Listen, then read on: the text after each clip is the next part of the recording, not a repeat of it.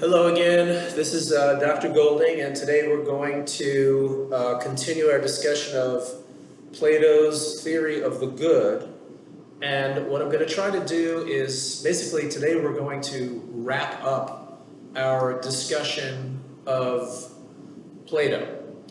Okay, so this is going to be our last formal class or lecture on Plato. We may have a discussion next time or at some point about the material from Plato, but this is going to be the last lecture on Plato itself. And after we finish talking about Plato, we're going to move on to Aristotle.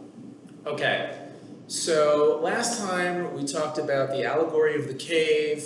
We talked about the analogy that Plato makes between the sun, S-U-N, and the good. And we got acquainted a little bit with Plato's theory of the good. I talked about how it seems that Plato's idea of the good is in certain ways very similar to the idea of God that we find in the monotheistic religions. Now today what we're going to do is tie up some loose ends, so to speak, I'm going to go over some of the criticisms against Plato's theory that we did already mention. And I'm going to try to, on behalf of Plato, answer those criticisms, and in so doing, help explain further what the theory of the good is and what also is his theory of justice. Okay? So let me begin today by going over some of the criticisms that we talked about against Plato's theory of justice and also against his theory of the good. So if you remember, we had a couple of criticisms against how Plato tried to respond, or Socrates tried to respond to the problem posed by the argument of the ring. Remember? Okay, we said that, Glaucon's challenge was, it seems like nobody really wants to be just for its own sake. People are only just because of the consequences. No one wants to be just for its own sake. Why should anybody want to be just for its own sake? That was the challenge laid down by Glaucon. And we saw that Plato's answer to that, or at least part of the answer, is that Plato comes up with a theory of virtue, a theory of justice, justice being one of the virtues. And the theory said that, the soul has three different parts, just like the ideal city has three different segments. And when each part of the soul is doing its proper task, when the rational part of the soul has wisdom, which is knowledge of the true and the good, when the spirit is helping the intellect enforce its dictates over the appetites, and withstanding the temptations of pleasure in order to do what wisdom says is the right and good thing to do, and when the appetites fall into place, when you have temperance and the appetites are obeying what intellect and spirit are asking it or making it do, then you have a healthy soul, right? That's the idea of psychic harmony that we talked about. And Plato is claiming that justice is the overarching virtue. Justice is the name of the virtue which involves each part of the soul doing its proper task and not trying to do something that it's not supposed to do. When you have a just soul, you have a healthy soul. And health, psychic health, is something that we want for its own sake. We want to be healthy. It may also have good consequences if we are healthy in our soul, but we want to be healthy. So therefore, that was his answer to the Glaucon challenge. Okay? Now, we went through that already, but we did also talk about a couple of criticisms, okay? One criticism was, if you remember, it had to do with what I called the cool, calm, collected assassin, right? There are people in this world who do radically unjust things, or things that on the face of it seem to be very unjust, for example, murdering people for money, yet they would tell you that they don't experience any internal turmoil. They don't experience any internal turmoil, and so therefore they would say that they're not sick in the soul. They don't feel bad inside. And so therefore this seems to be, as I said, a counterexample to Plato's theory that a just soul is always a healthy soul, and a healthy soul is a just soul. That was criticism number one. Then we had another criticism, very different criticism. And I think I mentioned the name of a philosopher by the name of Kant, German philosopher who lived in the 1800s. And Kant would argue that Plato's theory of motivation, why we should be just, is self-interested, right? The idea seems to be that, well, you should be just because it's going to be good for your soul. But that's acting out of self-interest. Granted, it's not the self-interest of the body, but it's still the self-interest of the soul. And so therefore, it seems that Plato's theory of motivation is lacking.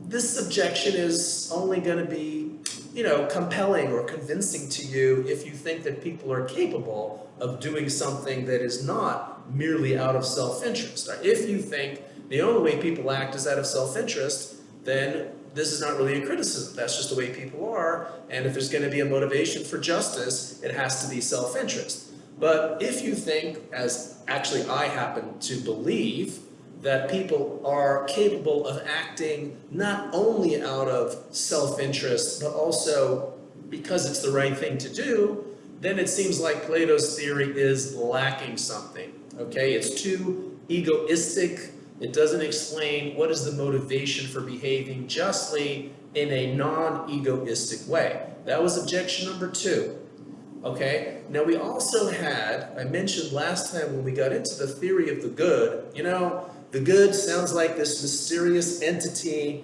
that is beyond space and time. It's beyond even the forms, right? We talked about the theory of the forms, but the good is something that's even higher in some way. Time out, need to turn the lights back on. Okay, we're back at it. I apologize for the lights going off. I'm trying to move around, but somehow it doesn't seem to trigger the lights to remain on. Anyway, we were saying that the good is this mysterious entity that's beyond space and time.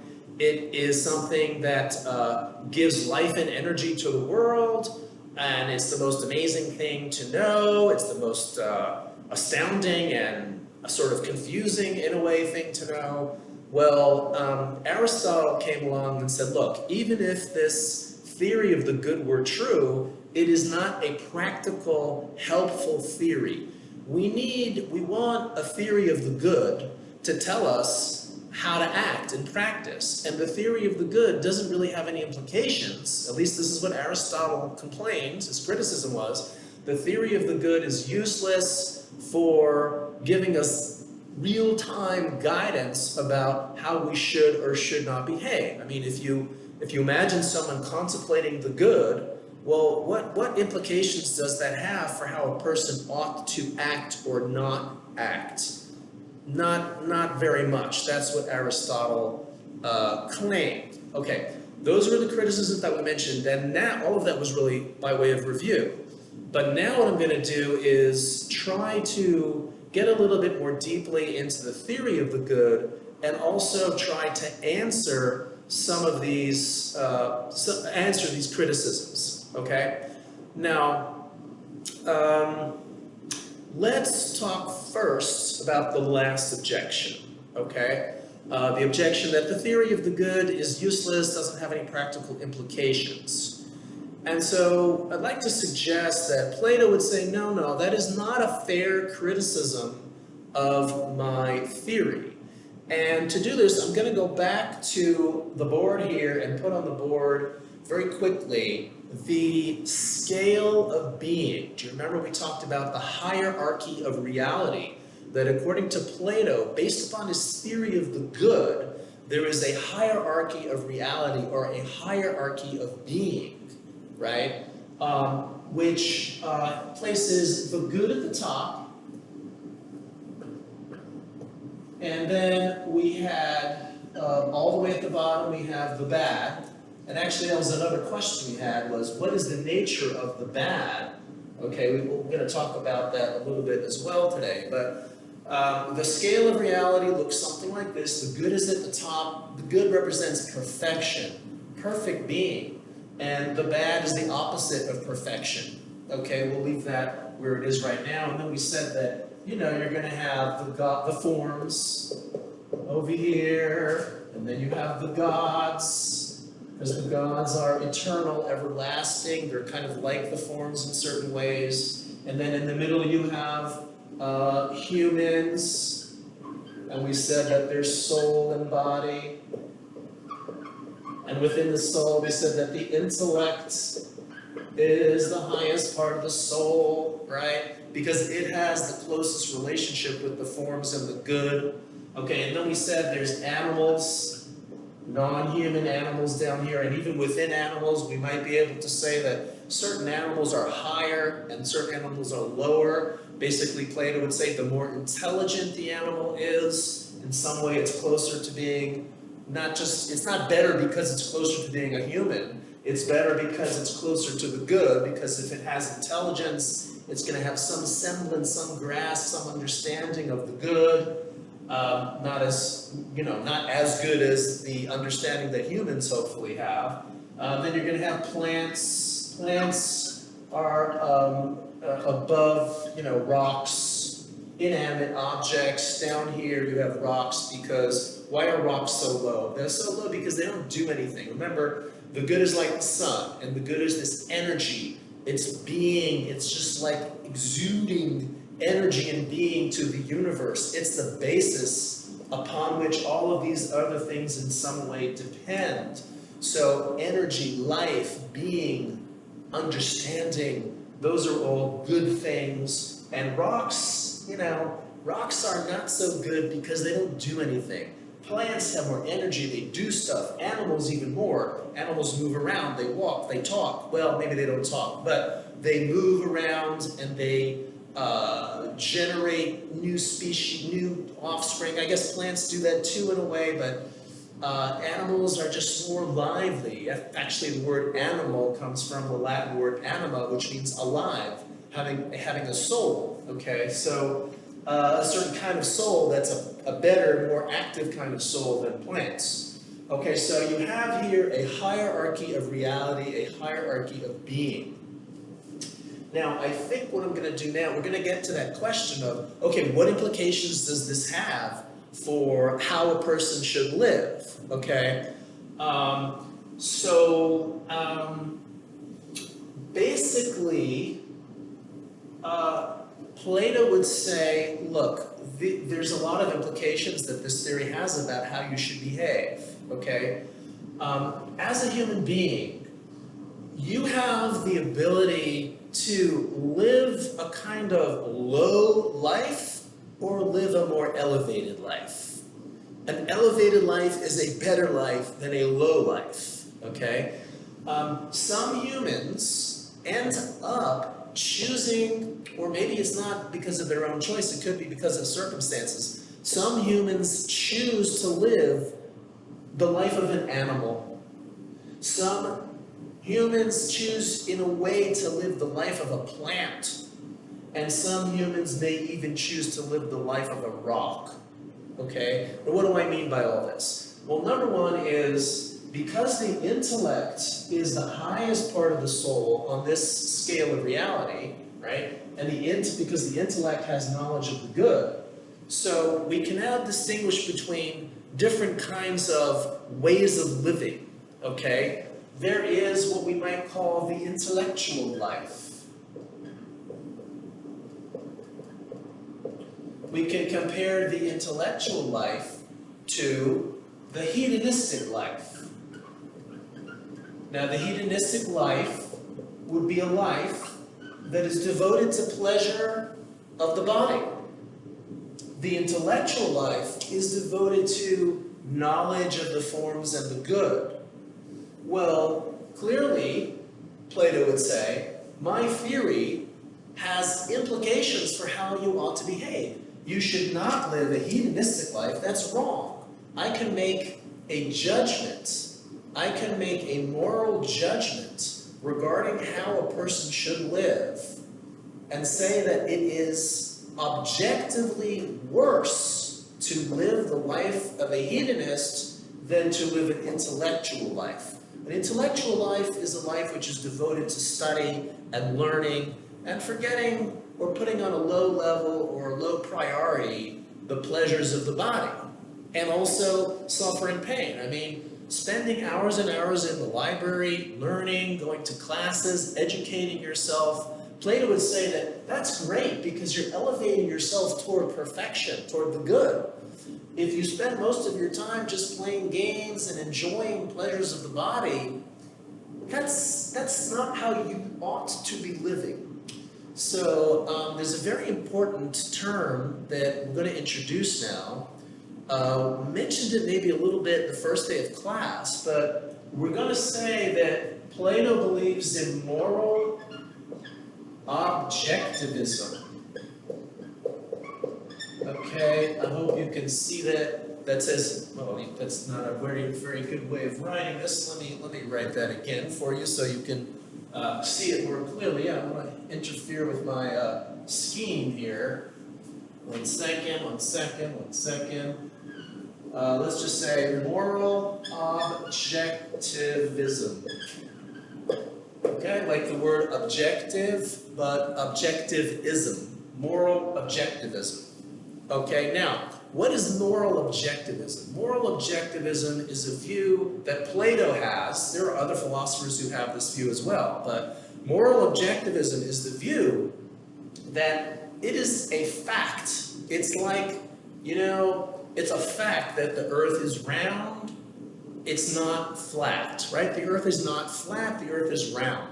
If somebody says, well, I think the earth is round, they're just wrong. Another example of an objective fact. An objective fact is something that is just true, and it doesn't depend on how you feel or what you like or what makes you feel better or what floats your boat. Okay, a moral objectivist is someone who says there are genuine moral facts about what is right or wrong. Certain things are objectively better and certain things are objectively worse morally. Okay, now Plato is a moral objectivist because he's saying and this is just one example of how this comes out, right? Based on his theory of the good, where the good is perfection, the good is at the top, the more you can elevate yourself toward the good, the better objectively you are. Humans, so here's, for example, Plato would say something like this. This is a morally, objectively true statement. This judgment is objectively true. Humans are better than animals. Humans are better than plants. Humans are better than rocks. Now, why are they better? They're better not because I happen to like being a human. I mean, that might be true. I happen to like humans more than plants and rocks, although it might depend on the human. But in general, I happen to, find humans more interesting and entertaining than I do rocks. But that's a subjective statement, okay? Subjectivism, there are those. Let me define over here. I'm going to go down here and put down, I hope you can see this. Here's a term, moral subjectivism.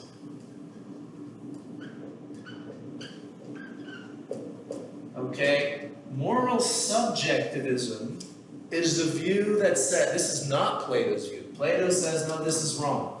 But what is there are people who are moral subjectivists, okay? Moral subjectivism is the view that there's no such thing as a true moral fact, like the earth is round as opposed to flat. It's just that different people feel, maybe it's a matter of emotion or a matter of opinion, or maybe even you could call it a matter of taste, that certain things they don't like and certain things they do like.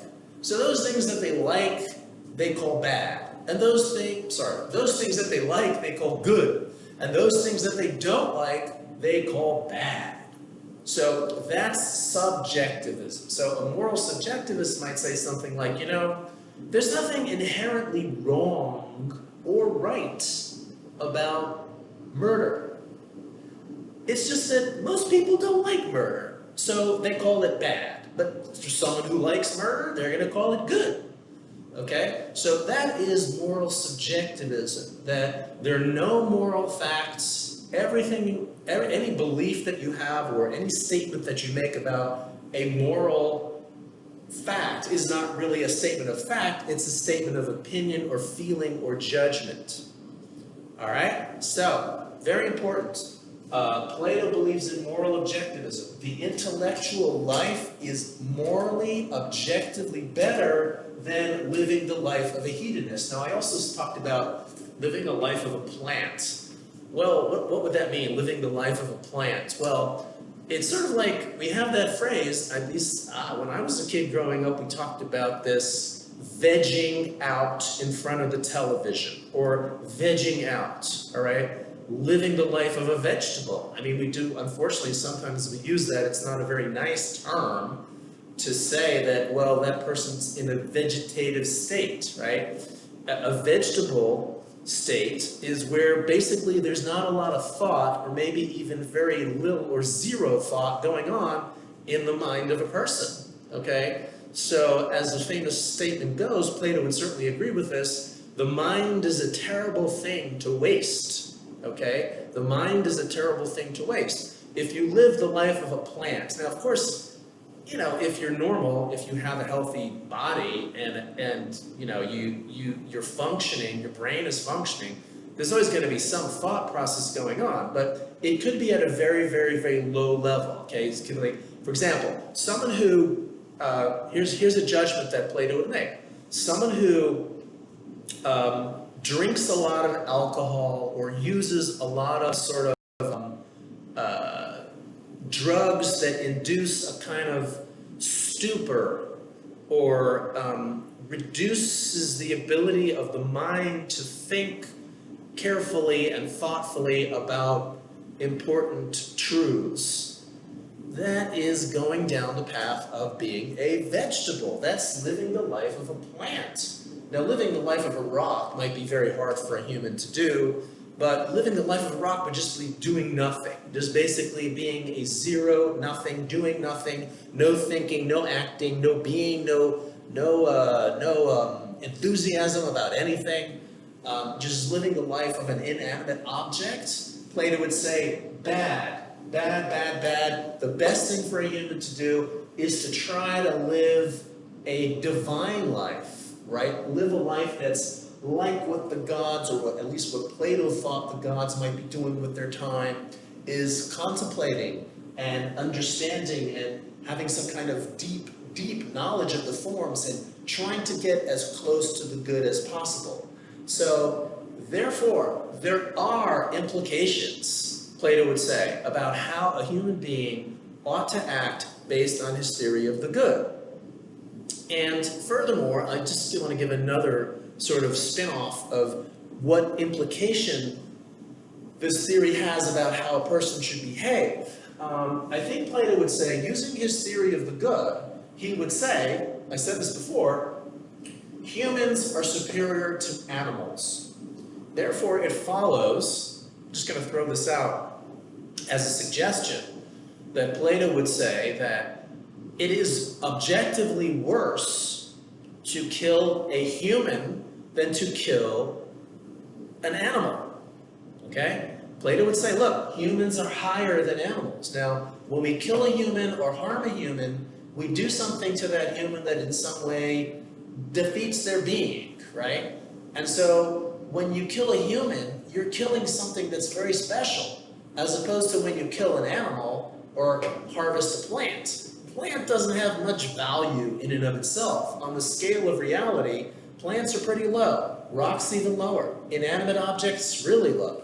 So Plato would say that, it is objectively worse to murder a human than to murder or kill an animal. And that's another implication that this theory has. Okay, so we've talked about how Plato would respond to Aristotle's objection that his theory doesn't have any implications. It does have implications. We talked about moral objectivism. While we're on the topic of moral objectivism, I do want to talk about, define another term, which is a very important term for you to know in studying ethics. And this is what we're going to call moral universalism, okay? I mentioned this the first day of class when we were going over the syllabus. Moral universalism, okay? The opposite view, the opposing view to moral universalism is sometimes called moral, getting my little rag here to wipe this away, moral relativism. Okay, basically, Plato believes in moral universalism, as do many philosophers. Plato is famous for being one of the most strong proponents of moral universalism. He does not use that term. That is a term that's, a much more recent term, but we can use it to describe Plato's view. What is moral universalism? Moral universalism is the view that there are at least some moral rules or moral facts that apply to all human beings at all times and at all places and in all cultures. Okay? I'll say this again. I'm sorry, I'm not writing it down on the board, but I'll say it again if you want to get it down.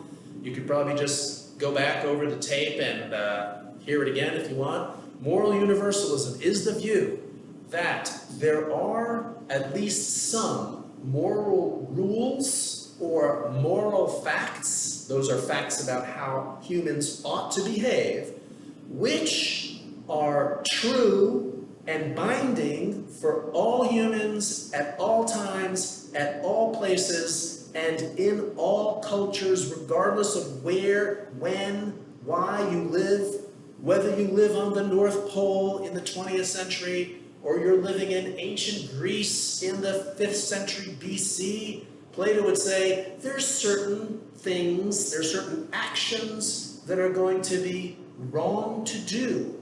There are certain character traits that are morally appropriate that he would say are virtues. Those are character traits which we ought all to cultivate.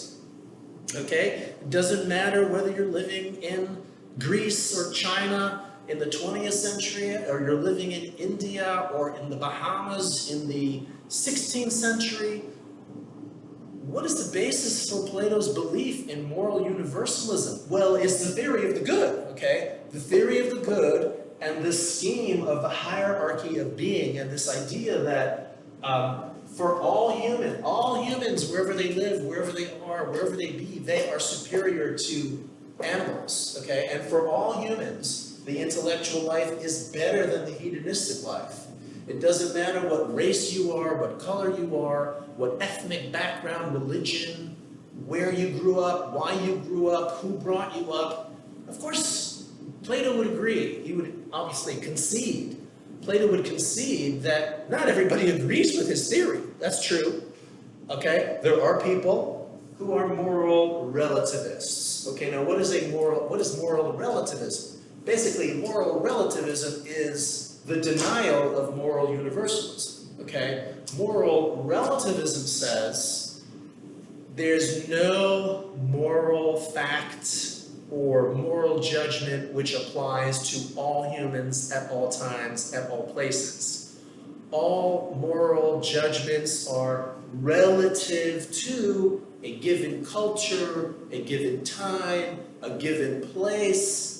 According to the moral relativists, what is moral in China in the 16th century could be immoral in, let's say, the United States in the 20th century, okay? Or the moral relativists might say that What's moral for one group of people could be the exact opposite, maybe, of what's moral for some other group of people living somewhere else, even in the same place. The moral relativist would say that morality changes from time to time, okay? In the course of history, what's moral in the 16th century, in the same place later on, could be immoral, or vice versa, okay? Moral codes change, and there's no fact of the matter as to what is genuinely, truly moral for humans to do.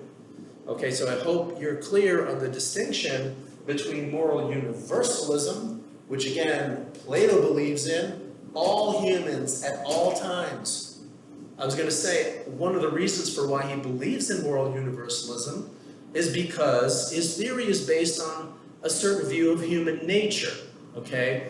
According to Plato, all human beings are basically the same. Yes, we're different in certain ways. Some of us, the color, skin color, ethnic background, religion, when you're born, where you're born, those things, differ from place to place, from time to time. That's true. But Plato would say human nature is fixed. There is such a thing as human nature. And all humans, at least according to Plato, have a body and a soul. And all human souls have 3 parts, right? And each of those 3 parts are supposed to be doing something specific. Wisdom, courage, temperance, justice, the overall health of the soul. So Plato would say that because of his view about human nature, which doesn't change from time to time or place to place, right? That's at least part of the story for why he believes in moral universalism. The other part of the story is the theory of the good, and the what I'm calling the hierarchy of reality, the hierarchy of being, and how all humans at all times, at all places ought to try to be living the life that's higher rather than living a life that is lower. Okay, so we talked about moral universalism. We talked about moral relativism. Now, let's try to see if we can maybe utilize this theory to deal with the problem of the cool, calm, collected assassin, okay? The problem we pose with the cool, calm, collected assassin is that he would say, hey, my soul's in order. I'm not experiencing any internal discord, internal turmoil. Okay? Well, Plato would say that if only this poor, stupid, calm, cool, collected assassin had a genuine grasp of the good, then he would exceed that he's got a problem deep down in his soul, or maybe not so deep down, okay? The cool, calm, collected assassin, what does he value in life? He's probably living a hedonistic life of some sort. He doesn't appreciate the value of the human being, and so therefore, he's like someone who is so sick that he doesn't even realize how sick he is. Deep, deep, deep, deep down somewhere in that cool, calm, collected assassin's soul, he does maybe have some inkling that he's missing something, okay? Because Plato would say that everybody has some connection with the good. Just by the fact that you exist, you are in some way partaking of the good, okay? And so therefore, if only this cool, calm, collected assassin would have some inkling of the good, he would then realize that his life is a mess, and he would realize how truly unhappy he really is. And so this is something that Plato believes, and I'm not sure what you think about it, but Plato would say that a person can be living a very psychically unhealthy life, but they are so low and so degraded that they don't even realize how lowly and sick they are, okay? as we find sometimes with psychotic people, that they think they're normal and they think everybody else is crazy. Okay, well that's kind of like what's going on with the cool, calm, collected assassin. Most people who are educated properly are going to have some appreciation for the good, and therefore they're going to realize that when they do bad things, there's going to be discord within the soul, and that is going to bother them. But the cool, calm, collected assassin, he's so far removed that he doesn't even realize how sick he is, and that's why he doesn't think he's suffering, but he's just like someone who is sick and doesn't even realize how sick he is. Okay, that's an attempt to deal with the counter example of the cool, calm, collected assassin. It's not really a counter example, it just shows that somebody could be so far removed from a knowledge of the good that they don't even appreciate the good at all, and therefore they're absorbed in some kind of other kind of life, and they don't realize how sick they are. Okay, you can think about whether you think that's a good response to the counterexample of the cool, calm, collected assassin.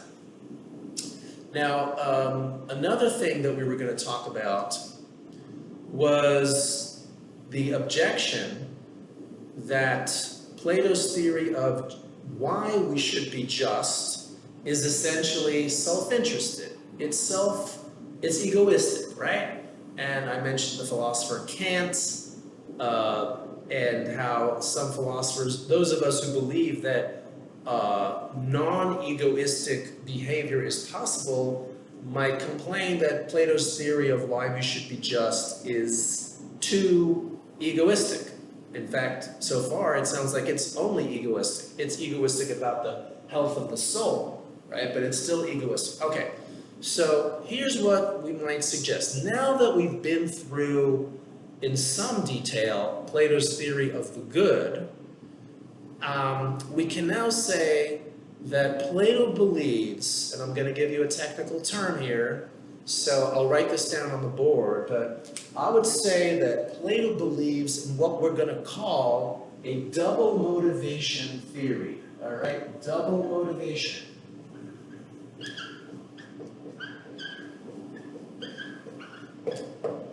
Double motivation theory.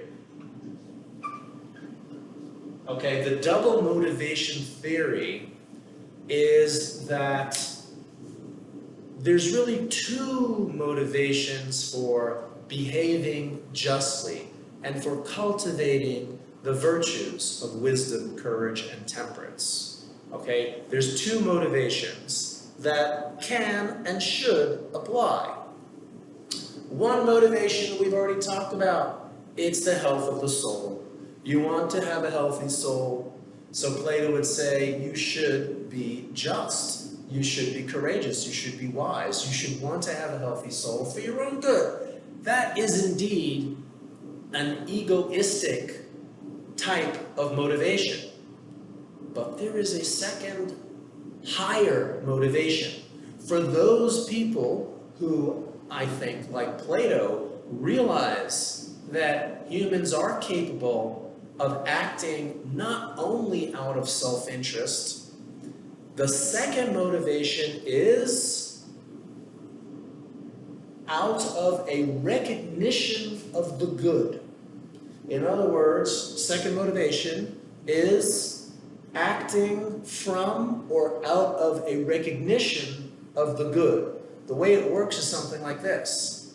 If I engage myself in wisdom, if I pursue knowledge of the good, so the way it works is, and if we can go back to the story of the cave, right? Remember how the guy, when he comes out of the cave and he sees the sun, this is something that inspires him to act in a certain way.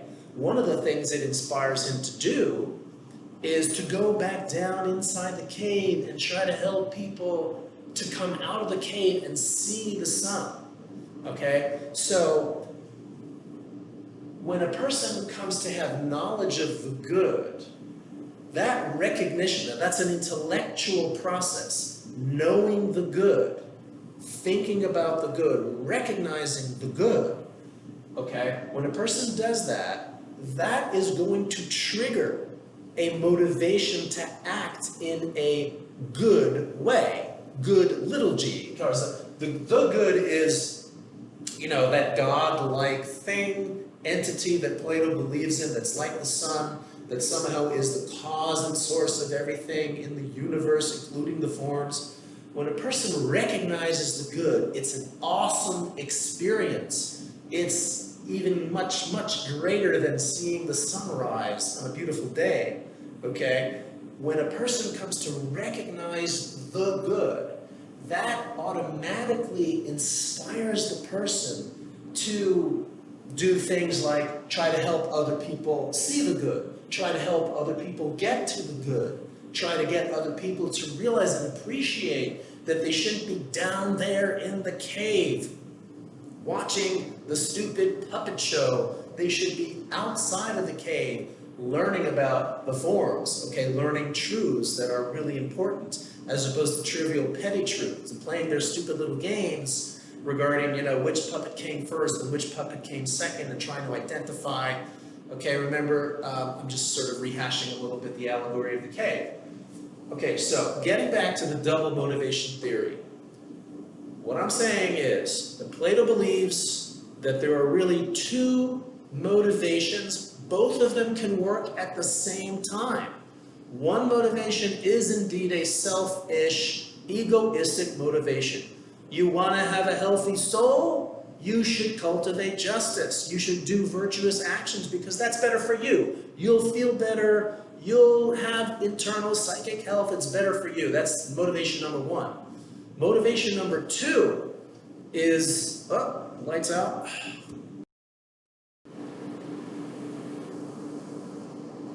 We're back again with the lights on. Motivation number two, I was just explaining again the double motivation theory. The second motivation for why a person should behave justly is out of a recognition of the good. It's not about me. It's not about my self-interest. I just contemplate the good and I act for the sake of the good. That's acting, doing the action, whether it's helping other people get out of the cave, whether it's saving a human being from being killed, let's say, whether it's helping someone to learn that they shouldn't be a hedonist, okay?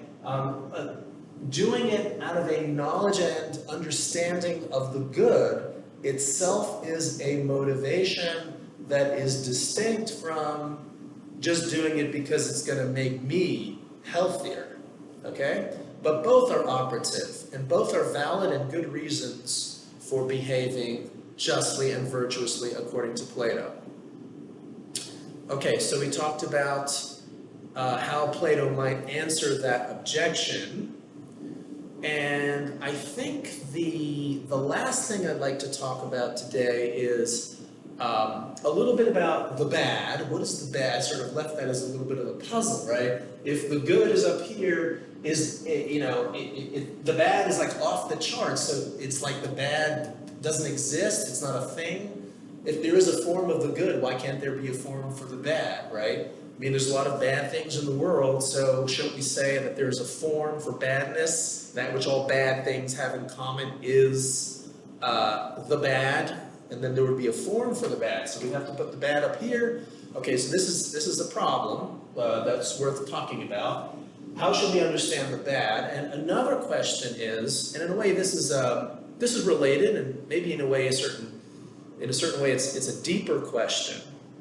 Question is, I tried to present Plato's argument for the forms. We did that, I think, a couple of lectures ago. I talked about how Plato claims that, anytime you have a group of things that have some essence in common, there's got to be a form for that essence, right? You have triangles. Triangles come and go, they are of different sizes, and they have different colors, and some are big and some are small, and some are in China, and some triangles are in America. And Plato claims that, hey, but there's a certain common nature that all triangles have. That is the form of triangularity. That is an essence that's unchanging, and that's not a physical thing. Because if it were a physical thing, it would be changing, it would be imperfect. But triangularity, when we think about triangularity, we're thinking about perfect triangularity. Okay, so we gave a little bit of an argument for the forms. But you could ask, okay, I understand why there are forms, but this thing called the good, why should I believe in the good? Maybe there's just forms. Why does Plato think that there has to be something that's beyond the forms, that is somehow the energy and the being that is giving the forms their own reality? Why does Plato even believe in the theory of the good at all? I mean, I know why there's a sun. Actually, I'm not sure I know why there's a sun. I know that it's true that there is a sun because I can see it. Okay, so I know that there's a sun because I can see it, but what argument would lead me to believe that there is such a thing as the good, an ultimate form of all forms, you might say? Okay, so I'd like to suggest how Plato might try to answer that question, okay? And here's how this works. So you have to think a little deeply here, okay? Just think with me here. Consider the fact that there are many, many, many things in the world, triangles, trees, beautiful objects. There's many, many things in the world, many particular things, right? And they're different in certain ways. Some participate in the form of triangularity, and some participate in the form of beauty, and some don't, and some do this, and some do that. Now, there's many, many particular things, and there are also, if Plato is right, there's many, many forms. There's the form of triangularity. There's the form of beauty, right? There's the form of the tree. We talked about these as examples of Plato's theory of the forms. So there are many, many things in the world, including both particulars and forms. And if you believe, let's say, in the gods, well, there's the gods, there's many, many gods, or I don't know how many gods Plato believed in, but there's a certain number of, okay, there's all these things in the world, both forms and particular things. Now, consider this. Ask yourself this question. Is there a common essence? Is there a nature or an essence that everything in the universe somehow shares? All right, I'll say that question again. Is there some essence that all things have in common? Trees, chairs, tables, beautiful objects, clocks, stars, suns, planets, humans, animals, everything. Is there any essence that all things have in common? And the answer is yes. The answer is that they all have being or reality in common. Okay? I am a being. I'm a thing of some sort. I exist. If you want to say existence or being or truth, right? If I exist, and the chair exists, and the table exists, and the computer exists, and you exist, the trees exist, beautiful things exist, well, we all have in common at least one thing, and that is being, okay? Or reality or truth, right? It's true that I exist. It's true that you exist. It's true that there's a table in front of me. So I'm just going to use the word being, okay? Everything that exists is a being, and so therefore, being is held in common by all things. But that means that according to Plato, there has to be a form. There's an essence. We can now think about being itself, okay? Not a being, like you or me or a tree or a chair or a table, but think about being itself. Where's my marker? Here we go. Okay, basically what I'm suggesting is, and I think Plato would agree with this, and I might not be the first person to have suggested this by any means, but Plato would say that, you know what I really mean by the good, what is the good, is being itself. Or if you want to use this phrase, we could say pure being. Pure being, that's what the good is, okay? I think this makes sense as an understanding of what Plato means by the theory of the good, because Plato says that the good is the source, the lifeblood of everything. Well, why? Because the good is perfect being. Now, every being that exists, what we could distinguish between something, this might be a helpful way of putting the point here, is that there's a difference between being with a capital B and beings. I'm talking about little bb. I hope you can see this over here. I'm just writing it over here because I'm running out of room on the board. But being itself is not the same thing as beings. There's many beings. They come and they go. Some are white, some are green, some are purple, some are long, some are short, some are tall, right? There's the sun, there's the moon, there's stars, there's planets, there's humans, there's animals. All of those are beings with a little b being. Why a little b? Because no particular being is perfect. But we can think of perfect being, okay? That's what the good is. The good is perfection itself, right? We said that all of the forms are perfect. Remember we talked about when we think about triangularity, we're thinking about perfect triangularity. When we think about beauty itself, we're thinking about perfect beauty. Okay, all of the forms are perfect examples of what they are. They're not really examples, that's not the correct way to say it, but beauty is perfect beauty. Triangularity is perfect triangularity. Okay, when you think of triangularity, you're not thinking of, half-baked sort of triangularity. It's perfect triangularity that you're thinking of. You may not be able to draw it. You may not be able to even picture a perfect triangle. You can't, because any triangle that you picture is going to be a specific example of a triangle, right? Okay, anyway, when we think about beings, even when we think about the forms, we're thinking about particular kinds of perfect entities. But when we think about being itself, another way to put it is the good is perfection. Perfection itself. That is, I hope you can see that. I just wrote the word perfection up there. Perfect being is that which all entities share. Now, I know that there are beings that exist. I know that because I can see things around myself. I see that things exist. I've also managed to come up with the notion of a form, triangularity, beauty, the form of the tree, and now I've basically argued my way to realize that there's a certain essence that all things have in common, and that is being itself. So being exists. What could be more obvious than the facts? What is more basic? What could possibly be more true than truth itself? Okay, or being itself. There's nothing more fundamental.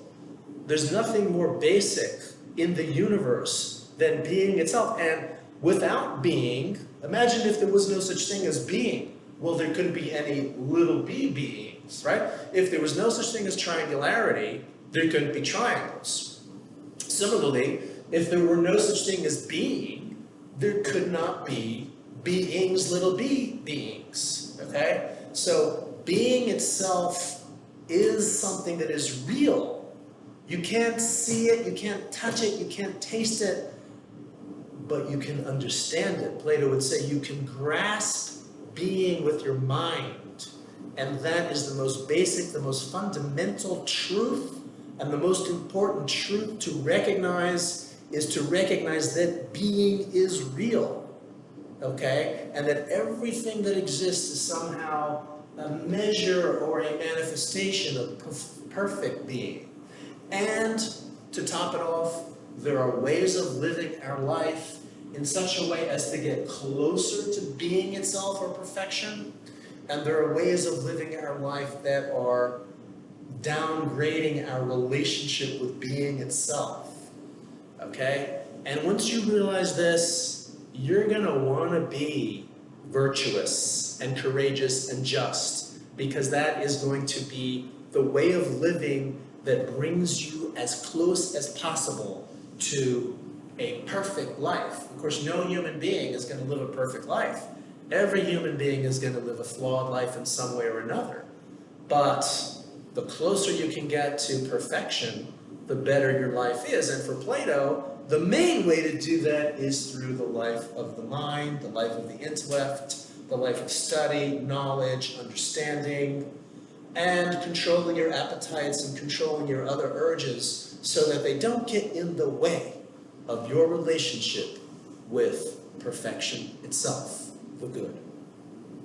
Okay, this basically, I think, there might be some other little things to say about Plato, but we've certainly done a lot for today. So I'm going to draw this lecture to a close. Again, if you have any questions, you have any comments, you can email me, you can call me.